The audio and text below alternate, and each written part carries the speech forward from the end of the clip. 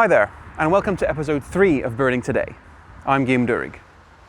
You join me here in the streets of suburban Melbourne, one of Australia's largest cities. Now, given the restrictions in travel and continuing lockdowns put into place because of COVID-19, it's difficult to get out of the city and perhaps visit some more exciting birding destinations. But if you're willing to look hard enough, it is possible to find some gorgeous birds right here in the suburbs. Indeed, Melbourne is a very green city by world standards.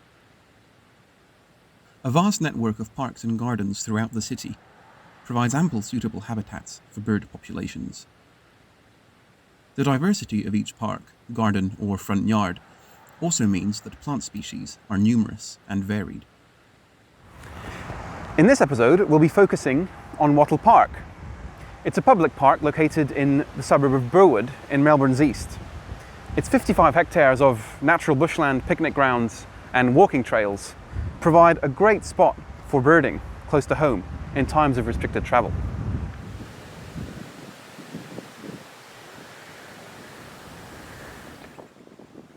In suburban Melbourne, parks like this are ideal places to see noisy miners. These are aggressive and territorial birds that live in colonies and are one of the commonest native birds in cities and towns.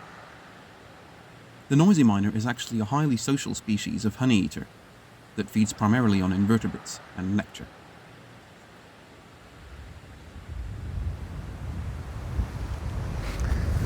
Now, whenever you're birding in a public park like this in Melbourne, or in any Australian city for that matter, it's always worth scanning the big branches of any tree that might be in the area, because you may well find a quiet, unobtrusive resident of suburbia roosting and waiting patiently for the day to draw to a close.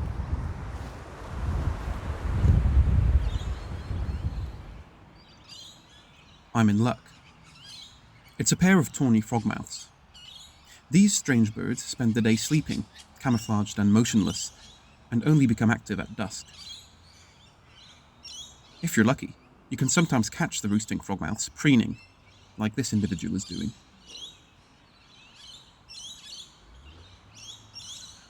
In the eastern section of Wattle Park, there is a significant area of natural bushland, full of native trees and dense understory. It's here you'll find some smaller birds, like this grey fantail. This individual is scanning its surroundings for prey from a static vantage point, remaining on its perch until it spots a flying insect and rushes out to catch it. An even smaller bird that is often found here is the spotted Pardalote.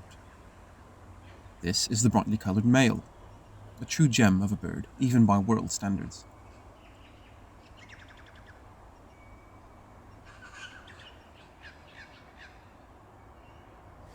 The world is becoming more urbanised with every passing year. In Australia, around 90% of people live in urban areas. Given that, we should do all we can to maintain and conserve places like this, so that birds can continue to enrich our lives and live close to us.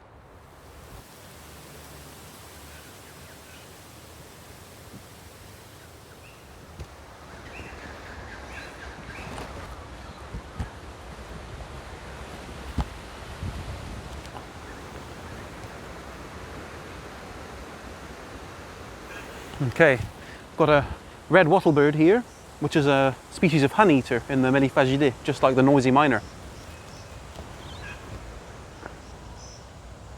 The red wattlebird is accurately named. 2 fleshy red wattles on the side of its neck are visible if you have a good view of the bird.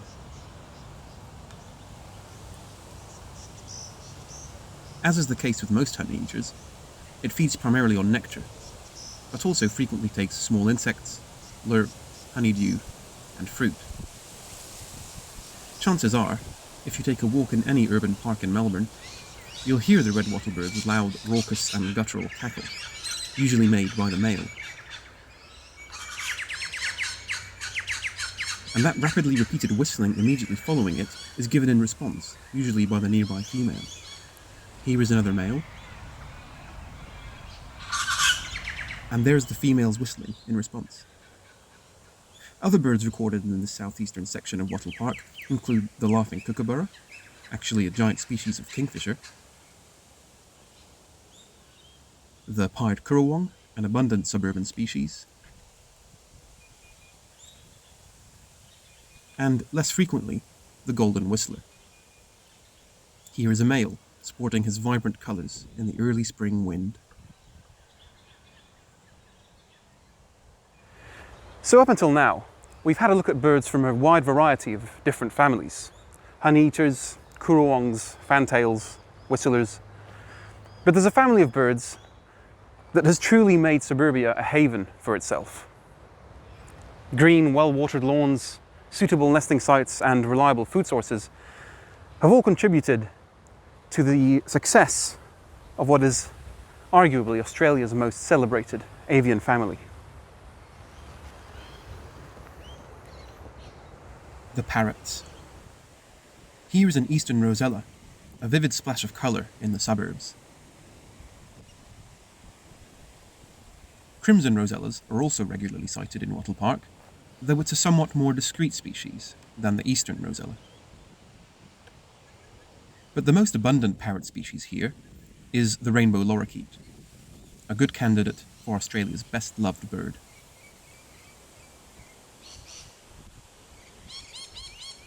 Wattle Park is also a reliable site to see the Gang Cockatoo.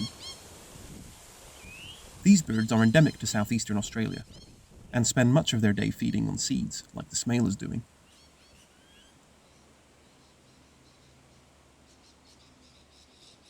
Down on the lawn, long-billed Corellas use their specialised bill to dig up bulbs and roots. The presence of a scarlet band across its chest is enough to distinguish this species from the closely related little Corella, another species that can be seen in Wattle Park.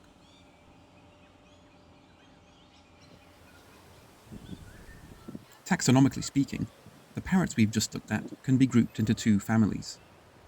The Rosellas and the rainbow Lorikeet are members of the Psittaculidae family, the Old World parrots, whereas the Corellas and the Gang Cockatoo are part of the Cockatooidae family, the cockatoos. However, these two families are genetically very closely related, and both fall under a more general biological category, called an order, in this case, the Psittaciformes. There are two further families in this order, the Psittacidae and the Strigopidae, neither of which occur naturally in Australia. Avian taxonomy is fascinating and multi-layered, but now is not the time to dig deeper, so I'll pick this up in a later video.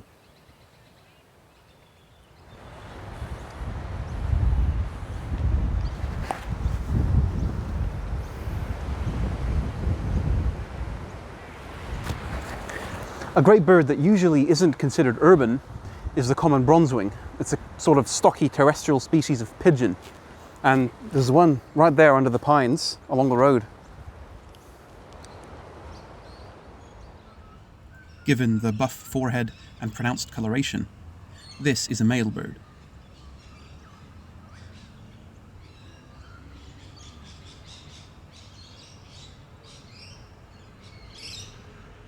Even in highly modified habitats, such as this, birds can survive, and indeed thrive.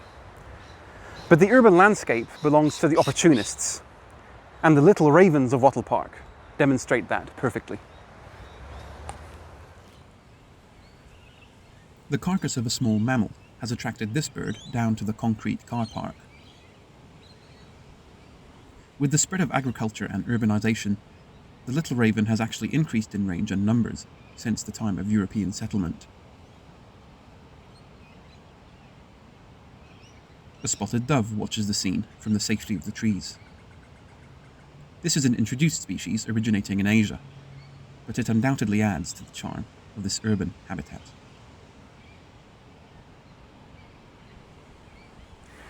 The joys of urban birding are available to all.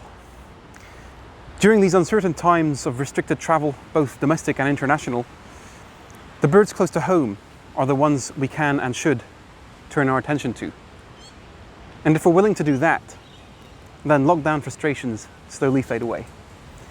Thanks for watching, and see you in the next episode of Birding Today.